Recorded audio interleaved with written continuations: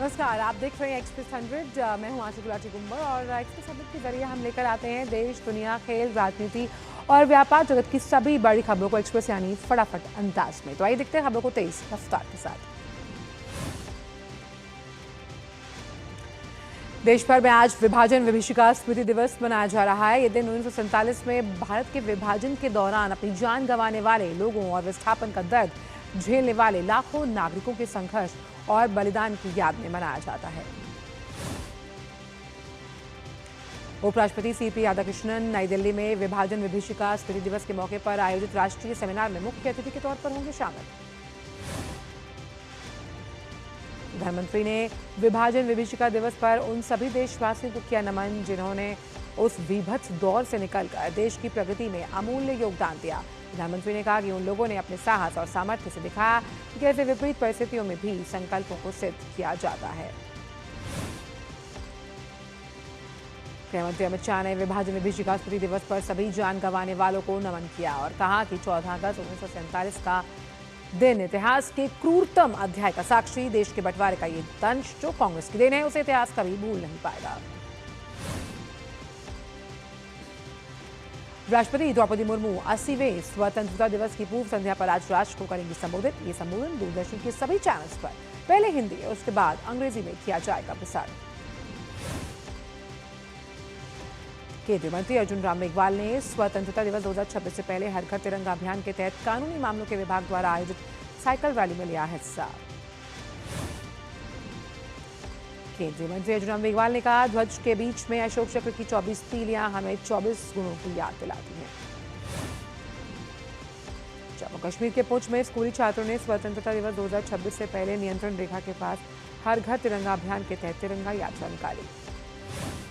जम्मू कश्मीर के कठुआ में स्वतंत्रता दिवस 2026 से पहले कठुआ पुलिस और सिविल प्रशासन की ओर से एक भव्य तिरंगा रैली का आयोजन किया। रैली में बड़ी संख्या में लोगों ने हिस्सा लेकर देशभक्ति का संदेश दिया। दिल्ली में स्वतंत्रता दिवस से पहले दिल्ली पुलिस की नई दिल्ली जोन की पीसीआर वैन और बाइक की तिरंगा रैली निकाली गई। एसपी केएस रावत ने कहा, स्वतंत्रता दिवस के सिलसिले में तिरंगा यात्रा निकाली जा रही है। इस दिवस से पहले राष्ट्रीय राजधानी दिल्ली समेत देश भर में सुरक्षा व्यवस्था कड़ी कर दी गई। खासतौर पर राजधानी दिल्ली के सभी इलाकों में रात भर दिल्ली पुलिस ने गश्त की और चेकिंग अभियान चलाया। अभियान के दौरान दिल्ली पुलिस के वरिष्ठ अधिकारी भी मौके पर मौजूद सुरक्षा व्यवस्था का जायजा लिया। वहीं देश के अन्य हिस्सों में भी सुरक्षा चाक चौबंद। जम्मू कश्मीर के पुंछ में भी पुलिस ने गश्त की और वाहनों की चेकिंग। प्रसार भारती ने लाल किले में होने वाले स्वतंत्रता दिवस समारोह के सीधे प्रसारण की तैयारी पूरी की। लोगों के अनुभव को और ज्यादा बेहतर बनाने के लिए नए तकनीकों का किया इस्तेमाल। प्रसार भारती ने राष्ट्रीय पर्व के सीधे प्रसारण के लिए 50 से ज्यादा कैमरे लगाए। 4K कैमरे का इस्तेमाल किया जा रहा है जिनकी रेजोल्यूशन अच्छी है। स्वतंत्रता दिवस के उत्सव से पहले देश भर में प्रमुख स्थानों को तिरंगे की रंगों वाली रोशनी से सजाया गया। दिल्ली के मंडिया हाउस मेट्रो स्टेशन तिरंगे की रोशनी से रोशन। सजावट के जरिए देशभक्ति का उत्साह आया नजर। उत्तर प्रदेश के सीतापुर शहर में भी केसरिया, सफेद और हरे रंग की रोशनी की गई है। देश भर में छाया तिरंगा। चंडीगढ़ नगर निगम में जो भवन है वहां तिरंगे की रोशनी से उसे नहाए हुए आप देख सकते हैं। जम्मू कश्मीर में भी छाया देशभक्ति का रंग। रियासी स्थित सलाल बांध में तिरंगे की रोशनी का खूबसूरत नजारा आया सामने। मुंबई के छत्रपति शिवाजी महाराज टर्मिनस तिरंगे की रोशनी से सजाया गया। इस नजारे ने सबको किया आकर्षित। टेक्सटाइल मिनिस्टर गिरिराज सिंह नई दिल्ली के जनपद में handloom Haat the handloom experience centre का करेंगे उद्घाटन। ये भारत की समृद्ध हथकरघा विरासत से जुड़ने के लिए खास सार्वजनिक स्थल बनाने की दिशा में महत्वपूर्ण कदम। ब्रिक्स की मेजबानी में ब्रिक्स वित्त मंत्रियों और केंद्रीय बैंक गवर्नर्स की बैठक जयपुर में संपन्न। बैठक की अध्यक्षता वित्त मंत्री निर्मला सीतारमण और आरबीआई गवर्नर ने की। आरबीआई गवर्नर संजय मल्होत्रा ने कहा कि मूल्य और वित्तीय स्थिरता बनाए रखने में केंद्रीय बैंकों की भूमिका अहम। कहा, मजबूत, कुशल और समावेशी वित्तीय प्रणाली बनाने के लिए केंद्रीय बैंकों के बीच सहयोग जरूरी। नागरिक उड्डयन मंत्री के राममोहन नायडू ने विजयवाड़ा और वाराणसी के बीच सीधी हवाई सेवा की शुरुआत की। नई हवाई सेवा से दोनों प्रमुख धार्मिक शहरों के बीच यात्रा सुविधाजनक हो जाएगी। नागरिक उड्डयन मंत्री ने कहा कि नई उड़ान से विजयवाड़ा के श्री कनक दुर्गा अम्मा मंदिर और वाराणसी के बाबा काशी विश्वनाथ धाम के बीच तीर्थ पर्यटन को मिलेगा बढ़ावा। लाइबेरिया गणराज्य की विदेश मंत्री सारा बेसोलो नियंती के भारत दौरे का आज दूसरा दिन। कल उन्होंने विदेश मंत्री डॉक्टर जयशंकर के साथ द्विपक्षीय वार्ता की। बैठक में तकनीक, कृषि, स्वास्थ्य, खनन, ऊर्जा, व्यापार और निवेश समेत कई क्षेत्रों में सहयोग की समीक्षा। डॉक्टर जयशंकर ने नई दिल्ली में लाइबेरिया के दूतावास के उद्घाटन औपचारिक रूप से खुलने पर विदेश मंत्री नियंती को बधाई दी। दोनों पक्षों ने शांति, विकास और ग्लोबल साउथ की आवाज को मजबूत करने के लिए बहुपक्षीय मंचों पर सहयोग बढ़ाने पर चर्चा की। नई दिल्ली में लाइबेरिया के नए दूतावास का उद्घाटन कार्यक्रम जो था उसमें आर्थिक संबंध सचिव सुधाकर दलेला ने भाग लिया। रेजिडेंट मिशन की स्थापना से दोनों देशों के बीच मित्रता और सहयोग को और बढ़ावा मिलेगा। विदेश सचिव विक्रम मिस्री ने एमपी लीड्स फेलोज के एक समूह के साथ मुलाकात कर भारत की विदेश नीति, वैश्विक चुनौतियां, बदलते अंतर्राष्ट्रीय परिदृश्य पर विस्तार से चर्चा की। इस दौरान भारत की विदेश नीति और अंतर्राष्ट्रीय मामलों से जुड़े विभिन्न मुद्दों पर युवाओं के साथ विचारों का आदान प्रदान हुआ। रांची में छात्र आंदोलन का आज 12वां दिन। छात्रों का कहना है कि जब तक उनकी मांगें पूरी नहीं हो जाती तब तक उनका आंदोलन रहेगा जारी। 15 अगस्त को तिरंगा यात्रा निकालेंगे, वहीं 20 अगस्त को सीएम आवास का घेराव। छात्रों के आंदोलन से बड़ी सोरेन सरकार की मुश्किलें, सीएम आवास की सुरक्षा बढ़ाई गई। छात्रों ने सरकार को चेतावनी दी कि किसी भी छात्र के खिलाफ प्राथमिकी दर्ज न की जाए। सपा के नेता शिवपाल यादव के बयान से यूपी की सियासत में हड़कंप। मुलायम सिंह के भाई और अखिलेश के चाचा शिवपाल ने जेल में बंद आजम खान से मुलाकात की। बयान के बाद सियासी उबाल। शिवपाल ने कहा यूपी की सत्ता में वापस आने पर वो संभल के दंगाइयों के मुकदमे लेंगे वापस। सजायाफ्ता आजम खान को जेल से निकालकर उत्तर प्रदेश का गृह मंत्री बनाएंगे। उत्तराखंड के चमोली जिले में बड़ा हादसा। अलकनंदा नदी पर पीपल कोटी में निर्माणाधीन विद्युत परियोजना के टनल के अंदर कल शाम अचानक भूधसाव हुआ। 22 लोगों का रेस्क्यू, 7 की मौत। दुर्घटना टीएचडीसी की विष्णुगाड़ पीपल कोटी जल विद्युत परियोजना की सुरंग में हुआ, जिसे हिंदुस्तान कंस्ट्रक्शन कंपनी द्वारा बनाया जा रहा है। हादसे के वक्त टनल के अंदर कुल 28 मजदूर कर रहे थे काम। टनल में फंसे बाकी 3 लोगों का रेस्क्यू ऑपरेशन भी युद्ध स्तर पर जारी। टनल में बहुत पानी और दलदल के कारण बचाव कार्य में काफी चुनौतियां। एनडीआरएफ, एसडीआरएफ, सीआईएसएफ और आईटीबीपी समेत तमाम एजेंसियां मौके पर पहुंचकर बचाव में जुटी। मुख्यमंत्री पुष्कर सिंह धामी ने भी देहरादून स्थित राज्य आपदा परिचालन केंद्र पहुंचकर रेस्क्यू ऑपरेशन की जानकारी ली। अधिकारियों को युद्ध स्तर पर राहत और बचाव कार्य जारी रखने के निर्देश दिए। सीएम धामी ने रेस्क्यू किए गए घायल श्रमिकों से फोन पर वार्ता कर उनका हालचाल जाना, उन्हें हर संभव सहायता का आश्वासन दिया। अधिकारियों को उनके समुचित उपचार और देखभाल सुनिश्चित करने के दिए निर्देश। वित्त मंत्री निर्मला सीतारमण ने जयपुर दौरे के दौरान स्थानीय स्टॉल पर पहुंचकर चाय की चुस्की ली। डिजिटल भुगतान कर वोकल फॉर लोकल के साथ डिजिटल इंडिया का दिया बड़ा संदेश। एयर इंडिया सेट्स ने आर्मी वेलफेयर प्लेसमेंट ऑर्गेनाइजेशन के साथ मिलकर शहीदों के बच्चों को ग्राउंड क्रू की ट्रेनिंग देकर रोजगार दिया। 10 लड़के और लड़कियों को baggage handling, cargo handling, checking service आदि का प्रशिक्षण दिया। बाद में मुख्य न्यायाधीश जस्टिस सूर्यकांत ने कहा कि जिला अदालतों में बुनियादी सुविधाएं नहीं होंगी तो न्यायपालिका के लिए आदर्श स्थिति नहीं होगी। उन्होंने कहा कि समिति की रिपोर्ट आने के बाद सरकारों से आवश्यक सुविधाओं पर बात की जाएगी। केंद्रीय कानून और न्याय राज्य मंत्री अर्जुन राम मेघवाल ने कल कर्तव्य भवन में नए इंडिया कोर्ट पोर्टल का शुभारंभ किया। इस मौके पर भारत के अटॉर्नी जनरल आर वेंकट रमणी, विधायी विभाग के सचिव डॉक्टर राजीव मणि और अन्य वरिष्ठ अधिकारी रहे मौजूद।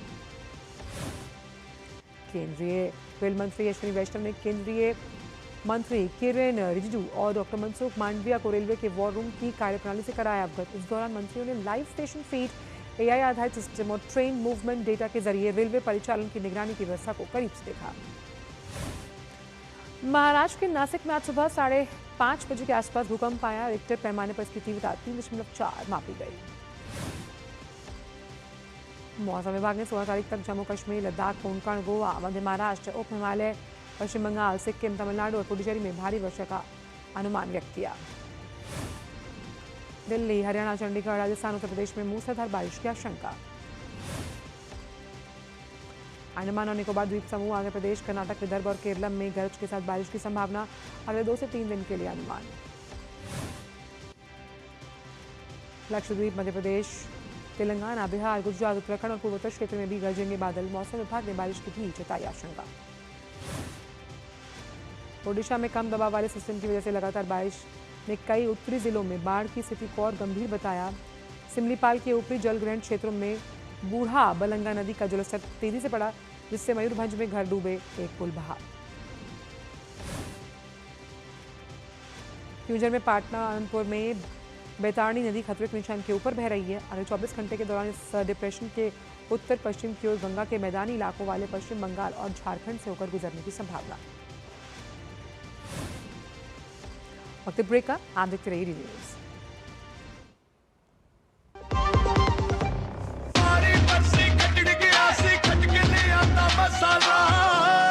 केड़ा मसाला होए? छोलिए दा या लोबिए दा? पंजाबी छोले दा या पिंडी चने दा? अब छोलिया हो या लोबिया, पंजाबी छोले या पिंडी चने, सब कुछ मजेदार बने। महाराजा अग्रसेन इंस्टीट्यूट की ओर से देशवासियों को स्वतंत्रता दिवस की बहुत बहुत शुभकामनाएं। जय हिंद।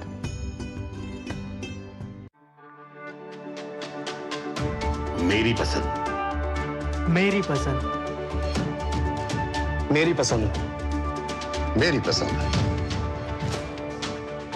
हमारी पसंद। हम सबकी पसंद। मजबूत देश का मजबूत सरिया हो गया स्टील। जरा सोच के देखिए, आपके पास कुछ ऐसा है जो आपकी दुनिया बदल सकता है। जानते हैं क्या? आपका अपना सोना। सोना क्या नहीं कर सकता? सोना आपको अपने सपनों का घर दिला सकता है, आपके बच्चों का भविष्य बना सकता है। सोना आपकी हर इच्छा पूरी कर सकता है। तो भारत की सबसे बड़ी gold loan NBFC Muthoot finance से गोल्ड लोन लीजिए और फिर देखिए सोना क्या नहीं कर सकता। मुथूट फाइनेंस, जहां विश्वास ही परंपरा है। कॉल कीजिए 1-800-313-1212। ब्रेक के बाद मेरा स्वागत। बढ़ते हैं अन्य खबरों की तरफ एक्सप्रेस अंदाज में। दिल्ली की मुख्यमंत्री रेखा गुप्ता ने भारत मंडपम में आयोजित कार्यक्रम में 1368 नवनियुक्त शिक्षकों को नियुक्ति पत्र दिए। इनमें 1015 TGT, 236 PGT और 117 संगीत शिक्षक शामिल। रेखा गुप्ता ने नए शिक्षकों से मेंटर्स और रोल मॉडल बनने के लिए अपील की। कहा, भर्ती अभियान से सरकारी स्कूलों में शिक्षकों की कमी दूर होगी, शिक्षा की गुणवत्ता होगी बेहतर। त्रिपुरा के मुख्यमंत्री डॉक्टर माणिक साहा ने चांदीपुर और कैलाश शहर विधानसभा क्षेत्रों में 18 सरकारी परियोजनाओं का उद्घाटन और शिलान्यास किया। उनावटी जिले के डोलूगांव में आयोजित कार्यक्रम में इन परियोजनाओं के लिए करीब 45.18 करोड़ रुपए की राशि खर्च और आवंटित की जाएगी। वाणिज्य सचिव राजेश अग्रवाल ने कहा कि भारत अमेरिका के साथ व्यापार समझौते पर लगातार कर रहा है बातचीत। दोनों देश फरवरी में तय रूपरेखा के तहत समझौते को आगे बढ़ाने के लिए प्रतिबद्ध। राजेश अग्रवाल ने कहा कि अमेरिका की शुल्क व्यवस्था में बदलाव के कारण दोनों पक्षों के बीच कुछ मुद्दों पर अतिरिक्त बातचीत की पड़ी जरूरत। एनस्पेस ने 52 निजी संस्थाओं को 113 मंजूरियां दी, जिनमें 18 स्टार्टअप शामिल। आने वाले 2 वित्त वर्षों में निजी कंपनियों के 8 से अधिक रॉकेट लॉन्च होने की संभावना। भारत के अंतरिक्ष क्षेत्र में निजी कंपनियों और स्टार्टअप्स की भागीदारी तेजी से बढ़ती हुई। सरकार के अनुसार देश में करीब 440 space tech startups. NITI Aayog के उपाध्यक्ष अशोक कुमार लाड़ी ने भारत को वैश्विक विनिर्माण केंद्र बनाने पर रिपोर्ट जारी की। इसमें ऑटोमोबाइल, इलेक्ट्रॉनिक्स, रक्षा, रसायन, फार्मा समेत 12 प्राथमिकता वाले क्षेत्रों की पहचान की गई। रिपोर्ट का उद्देश्य भारत के विनिर्माण क्षेत्र को मजबूत करना, रोजगार बढ़ाना और वैश्विक आपूर्ति श्रृंखलाओं में भारत की हिस्सेदारी बढ़ाना है। केंद्र सरकार ने कृषि को बढ़ावा देने के लिए राजस्थान और तेलंगाना के लिए 605 करोड़ से ज्यादा के जो रुपए हैं उन्हें वित्तीय मंजूरी दी है। वर्चुअल बैठक में दोनों राज्यों की कृषि योजनाओं की प्रगति और खर्च की समीक्षा। वहीं केंद्रीय कृषि मंत्री शिवराज सिंह चौहान ने राज्यों से योजनाओं का समयबद्ध प्रभावी क्रियान्वयन सुनिश्चित करने का आग्रह किया। SBI ने अंतर्राष्ट्रीय बाजार से $50 करोड़ जुटाए। साथ ही बैंक ने 5.25% कूपन वाले बॉन्ड 88 बेसिस पॉइंट्स के सबसे कम स्प्रेड पर जारी किए। देश के माल और सेवाओं सहित निर्यात में इस वर्ष जुलाई में 13.3% की मजबूत वृद्धि दर्ज की गई। ये 80 अरब 14 करोड़ तक पहुंचा। वाणिज्य मंत्रालय के आंकड़ों के अनुसार निर्यात प्रदर्शन में माल की शिपमेंट का योगदान रहा। पेट्रोलियम उत्पाद, इलेक्ट्रॉनिक सामान, इंजीनियरिंग उत्पाद, रसायन, सूती धागे और हथकरघा उत्पादों ने निर्यात बढ़ाने में अहम योगदान दिया। जुलाई 2026 में भारत के ऑर्गेनिक और इनऑर्गेनिक केमिकल्स का एक्सपोर्ट 14.39% से बढ़कर $2.80 अरब हुआ। भारत की कुल स्थापित ऊर्जा क्षमता जुलाई 2026 तक बढ़कर 552 गीगावाट हुई। इसमें गैर जीवाश्म ईंधन की हिस्सेदारी 54% से ज्यादा। वहीं सौर ऊर्जा क्षमता 164.59 गीगावाट, पवन ऊर्जा क्षमता 58.14 गीगावाट। पीएम सूर्य घर योजना के तहत 51.858 लाख घरों में रूफटॉप सोलर लगाया जा चुका है। भारत के ऑटो सेक्टर ने जुलाई में रिकॉर्ड बिक्री दर्ज की। सियाम के अनुसार यात्री वाहनों की बिक्री 34.3% बढ़कर 4.58 लाख यूनिट पहुंचे। दोपहिया वाहनों की बिक्री 22.6%, तिपहिया वाहनों की बिक्री 33.4% बढ़ी। सियाम ने कहा कि मजबूत मांग और उपभोक्ता भरोसे से ऑटो सेक्टर को लगातार समर्थन मिल रहा है। अमेरिका के रक्षा मंत्री पीट हेगसेथ ने ईरान को चेतावनी देते हुए कहा कि अमेरिका आवश्यकता अनुसार जब तक चाहे ईरानी बंदरगाहों के नौसैनिक नाकाबंदी अनिश्चितकाल के लिए रख सकता है जारी। पीट हेगसेथ ने कहा कि अमेरिकी नौसेना जहाजों की अदला बदली कर नाकेबंदी लंबे समय तक बनाए रख सकती है। वहीं ईरान ने हॉर्मुज़ स्ट्रेट बंद रखने के अपने रुख को दोहराया। ईरान के पर्शियन गल्फ स्ट्रेट अथॉरिटी ने सोशल मीडिया प्लेटफॉर्म एक्स पर ट्रंप के बयानों का खंडन करते हुए कहा कि अमेरिका के दावों से वास्तविकता नहीं बदलती। ईरान ने कहा कि हॉर्मुज़ अभी भी बंद है और जब तक तेहरान की शर्तें स्वीकार नहीं की जाती इसे नहीं खोला जाएगा। वहीं इसके कारण वैश्विक तेल बाजार और समुद्री व्यापार में अनिश्चितता बढ़ गई है। कोलंबिया में 7.4 तीव्रता के भीषण भूकंप से मरने वालों की संख्या बढ़कर 281। हादसे में 3000 से ज्यादा लोग घायल, जबकि 270 से ज्यादा लोग अभी भी लापता। राहत और बचाव दल मलबे में लोगों की तलाश कर रहे हैं। हालांकि 72 घंटे बीतने के बाद जिंदा लोगों के मिलने की उम्मीद कम। अमेरिका द्वारा ज़ुआरोज कार्टेल को विदेशी आतंकवादी संगठन घोषित किए जाने के बाद अमेरिका और मेक्सिको ने सीमा पर संयुक्त गश्त की शुरू। अमेरिका ने सिउदाद ज़ुआरेज एल पासो बॉर्डर पर हेलीकॉप्टर, डॉग स्क्वाड और बख्तरबंद वाहनों के साथ अभियान चलाया। अधिकारियों ने कहा कि इसका मकसद कार्टेल और अंतर्राष्ट्रीय आपराधिक नेटवर्क के खिलाफ कार्रवाई तेज करना है। ऑस्ट्रेलिया के प्रधानमंत्री एंथनी अल्बनीज़े ने कहा कि राष्ट्रपति डोनाल्ड ट्रंप से बातचीत के बाद EU के US रक्षा समझौता तेजी से आगे बढ़ता हुआ।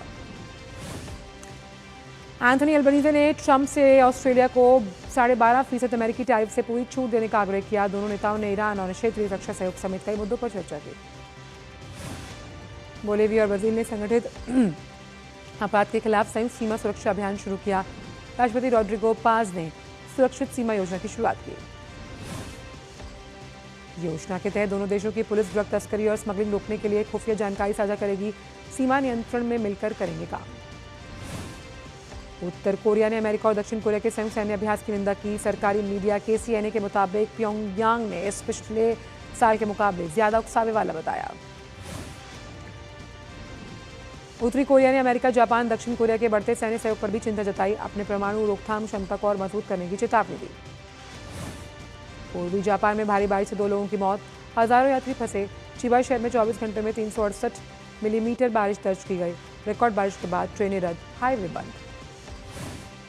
राष्ट्रमंडल तलवारबाजी चैंपियनशिप में भारत ने जीते 13 स्वर्ण, 8 रजत, 14 कांस्य पदक, कुल 35 पदक के साथ भारत बना टूर्नामेंट का ओवरऑल चैंपियन। भारत और श्रीलंका के बीच 2 टेस्ट की सीरीज कल से शुरू। गोल में होने वाले पहले टेस्ट में भारत के पास अनुभवहीन पेस अटैक पर रहेगी नजर। टेस्ट सीरीज में टीम इंडिया के तेज गेंदबाजों पर खास नजर। दौरे के लिए चुनी गई टीम को देखें तो भारत के पास पेस अटैक से जुड़ा ज्यादा अनुभव नहीं है। डार्विन में खेले जा रहे सीरीज के पहले टेस्ट के दूसरे दिन बांग्लादेश की टीम ऑस्ट्रेलिया पर पड़ी भारी। ऑस्ट्रेलिया के खिलाफ पहली पारी में मजबूत शुरुआत। मैच के पहले दिन बांग्लादेश ने मेजबान ऑस्ट्रेलिया को पहली पारी में 198 रन पर समेटा। हसन महमूद ने अपने टेस्ट करियर का सर्वश्रेष्ठ प्रदर्शन करते हुए 55 रन देकर 6 विकेट किए हासिल। भारतीय ग्रैंड मास्टर आर प्रज्ञानंदा को ग्रैंड चेस टूर के सिंगफील्ड कप में विंसेंट स्कीमर के खिलाफ हार का सामना करना पड़ा। इस हार के बाद वो संयुक्त चौथे स्थान पर हैं। भारतीय ग्रैंड मास्टर्स निहाल सरीन और अर्जुन एरिगैसी ने शानदार प्रदर्शन करते हुए एस्पोर्ट्स विश्व कप शतरंज टूर्नामेंट के क्वार्टर फाइनल में जगह बनाई। दोनों खिलाड़ी ग्रुप चरण के अंतिम दिन वापसी की। अब निहाल सरीन और अर्जुन एरिगैसी नॉकआउट मुकाबलों में उतरेंगे। इस टूर्नामेंट की कुल पुरस्कार राशि $15 लाख। पिछले साल आयोजित होने वाले EWC शतरंज टूर्नामेंट में भी दोनों भारतीय खिलाड़ी प्लेऑफ में पहुंचे थे। तब निहाल क्वार्टर फाइनल तक पहुंचे, जबकि अर्जुन ने चौथा स्थान हासिल किया। इगा श्वांतेक ने कैनेडियन ओपन का खिताब अपने नाम किया। ये इस सीजन में श्वांतेक का पहला खिताब। फाइनल में श्वांतेक ने एलेना राबिकाना को मात दी। श्वांतेक ने मैच सीधे सेट्स में 6-2, 6-3 से जीता। शिलोंग लाजोंग FC ने ड्यूरन कप फुटबॉल टूर्नामेंट के क्वार्टर फाइनल में जगह पक्की की। ग्रुप ई के मुकाबले में शिलोंग लाजोंग ने लांगस्ट्रिंग FC के साथ 3-3 से रोमांचक ड्रॉ खेला। बोडोलैंड FC ने ड्यूरन कप फुटबॉल टूर्नामेंट के ग्रुप F के अपने अंतिम मुकाबले में Karbi Anglong morning star FC को 6-0 से मात दी। हालांकि इस जीत के बाद भी बोडोलैंड FC नॉकआउट चरण के लिए क्वालिफाई नहीं कर पाया। मैनचेस्टर सिटी के मिडफील्डर तजानी रेंडर्स अब Saudi pro league club Al Qadsiah का रुख करने वाले हैं। दोनों क्लबों के बीच करीब 52 मिलियन पाउंड की डील पर सहमति बनी।